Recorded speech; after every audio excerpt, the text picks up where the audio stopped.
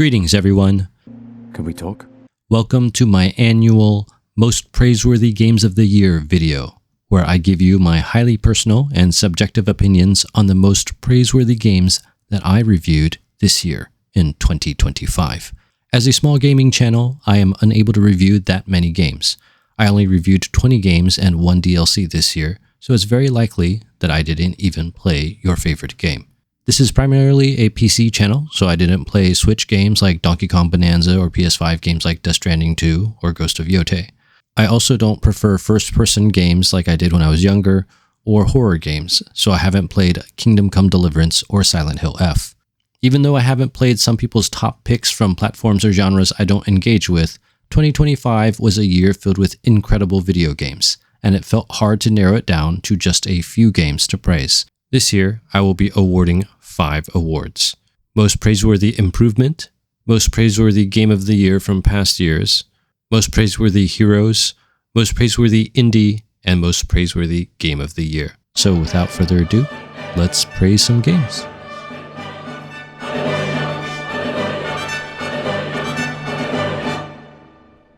The first award I want to present is my Most Praiseworthy Improvement Award, which is an award I give to games that I feel have improved dramatically from either their predecessors as sequels now, or from past versions as remakes. After debating about it a lot, I've decided to open this category up to all games, not just games from this year, because I really like this award and I want to keep it for the future, but may not always find something suitable from the games released that year.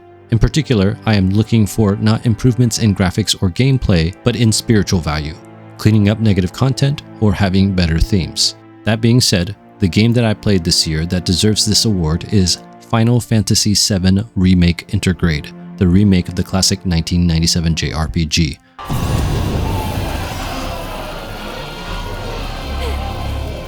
We did it!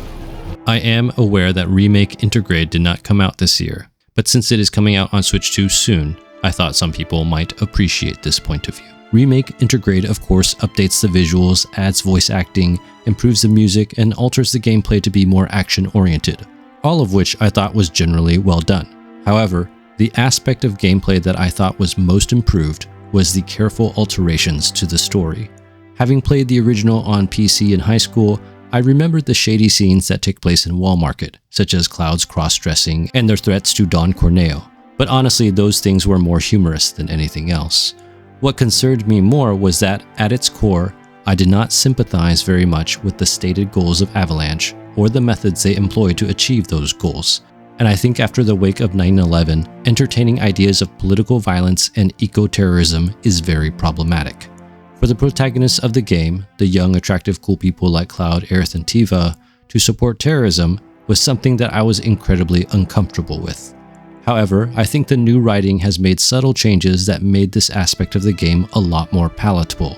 For one, Shinra is made less of a victim and more of a conspirator regarding the initial attacks in Midgar, intentionally sabotaging their own power reactors in the opening moments of the game.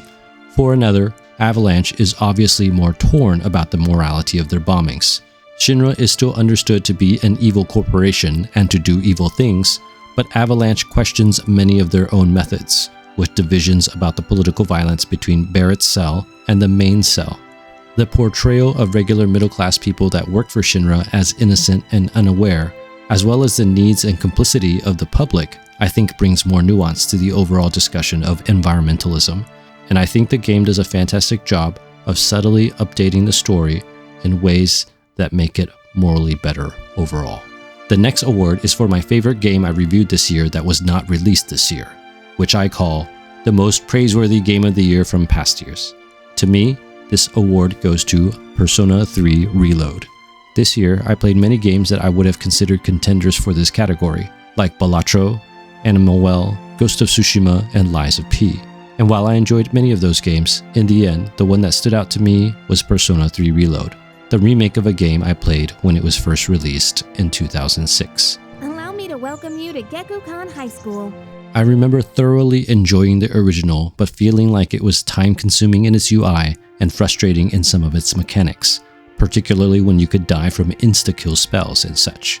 The remake fixes all the worst things about the game and makes it more dynamic, adding new combat mechanics, removing frustrating aspects of both combat and social links, and adding a ton of quality of life features that allow you to play the already long game with less friction and more speed.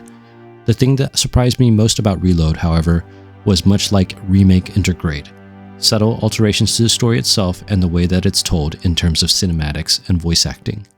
Reload emphasizes the narrative themes of the game even more powerfully than I remember from the original, and the influences of the gospel are clear, compelling, and integral to the story.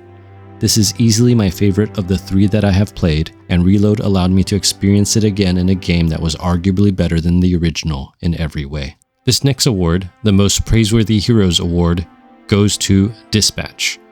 The idea for this award came as kind of a surprise even to myself.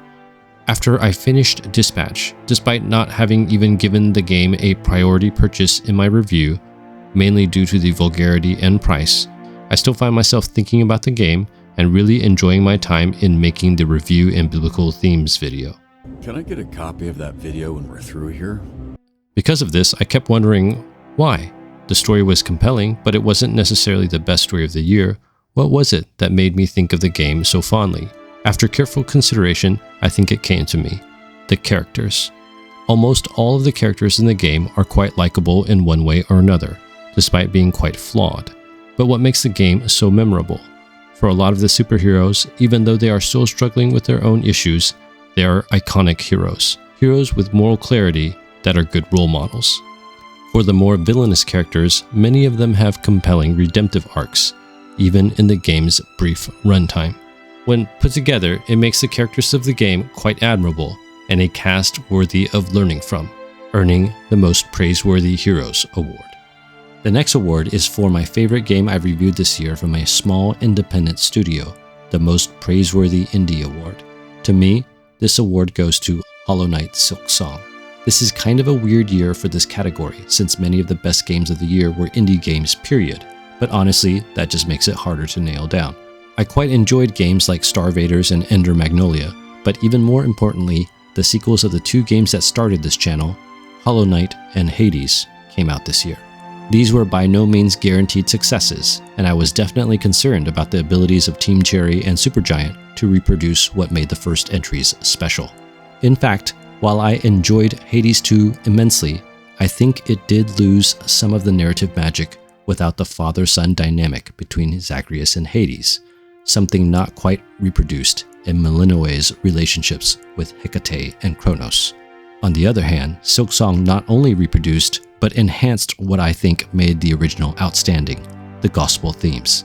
Silksong is not just a Metroidvania, but it is a religious Metroidvania. A Metroidvania that incorporates not only a religious setting, but clear biblical themes that really made me think. As I was taking notes and preparing the biblical themes videos, I was sort of blown away by how well the developers were able to tell their story, including through the UI and the game mechanics. Honestly, in almost any other year, this should have won the Most Praiseworthy Game of the Year, and even as I was scripting this video, I was debating on whether I should swap it with the last award recipient, which I now present to you. The final award for this video is probably not a surprise to anyone given the footage I used in the introduction of the video, but the Most Praiseworthy Game of the Year award in 2025 goes to Clair Obscur Expedition 33. This game came out of nowhere and utterly shocked me when I was expecting just another Final Fantasy clone. It's hard to explain what makes the game remarkable without getting into spoilers, but I will do my best. JRPGs have become very repetitive to me, and I was sort of expecting Expedition 33 to have kind of a bland story with nice visuals and a slightly artistic vision. Well, the artistic vision is there. The music is achingly, painfully beautiful, and there are gorgeous, surreal landscapes and characters everywhere. The writing is out of this world with multiple surprising plot twists, memorable catchphrases, and relatable themes. The game moved me to tears in just the prologue, which is when I knew this game would be special. Expedition 33's narrative is meant to be an artistic commentary with a lot of themes about death, suffering, and comfort. There are even more important themes than those that I won't mention here because spoilers, but suffice it to say that the game attempts to say a lot, and I think it does so successfully. The different endings, while open to interpretation, are pretty clear as to the meanings of the game and what the story is trying to convey, which you can check out in my biblical themes videos. Overall, Clair Obscur Expedition 33 is incredibly good on so many levels in so many ways that I hope Sandfall Interactive makes another Clair Obscur game, maybe not taking place with the same main characters, but connected to the overarching conflict that is hinted at. Expedition 33 is definitely an adventurous journey into the meaning of art. Tomorrow comes.